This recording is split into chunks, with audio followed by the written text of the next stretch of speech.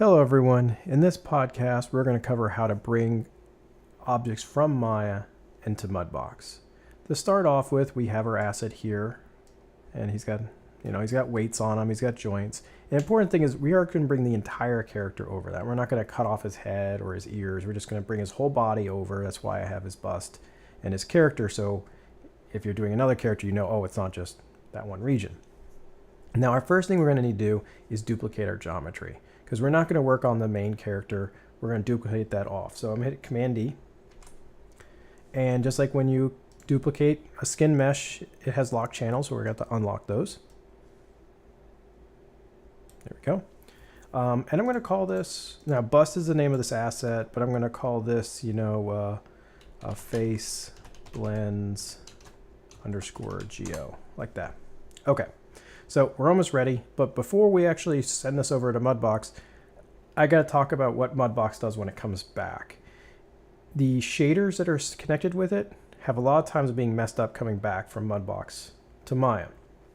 Even if you tell it, hey, I don't want any of your shaders or anything, that type of stuff, it still messes up the original shader. Now, normally this is not a big issue because this character is duplicated. But the problem is if he's actually sharing textures with a high-res character, like if you duplicated it, if like the cave troll or another advanced character, they're sharing that network. So what it could do is, even though it's not the same mesh, it could shoot up the network chain and mess up the texture or mess up your shading network on it. So what we want to do is I'm going to hide my original character because he's right behind here. And with my new one selected, I'm going to right click and I'm going to go down to Assign New Material.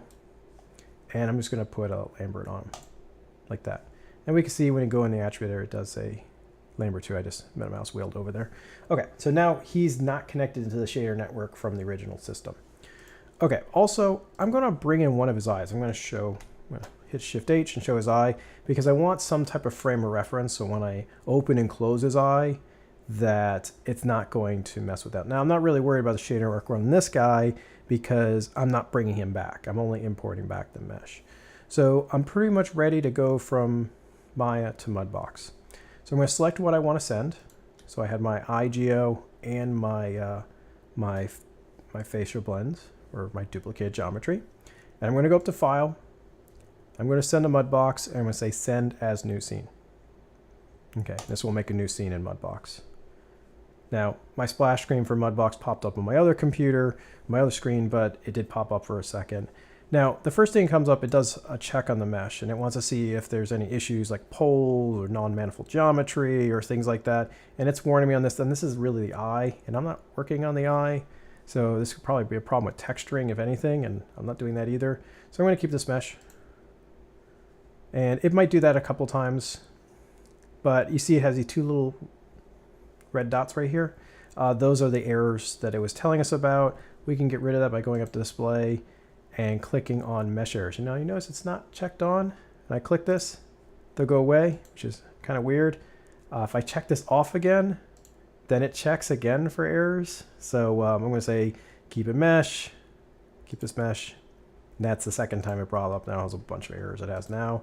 Display and show mesh errors. There we go. So now we have our character. Now, the important thing also to notice here is that if you see down in the lower right-hand corner, it says connected to Maya. And if you look at Maya, it says connected to mudbox. Even though they're connected together, Maya is pretty much useless right now. You can work, but you really got to fight. You sometimes like double-click buttons and things like that. You really shouldn't be working on Maya at this point. You could even close out Maya at this point, because we're going to export it as a separate thing later on. But just a fair warning on it, if you try to use Maya, it's not going to function very well. Okay. So that's pretty much our beginning point on here. As you can see, we got our character in here. And, this is our tilting and everything. Same thing as Maya. Hold down Alt and middle mouse wheel, you pan.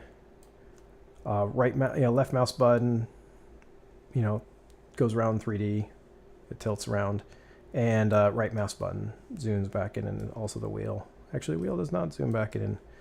There we go. So those are fundamentals of bringing from Maya to mudbox. And next we're going to go over some more details on sculpting this character's face and eventually sending it back to Maya.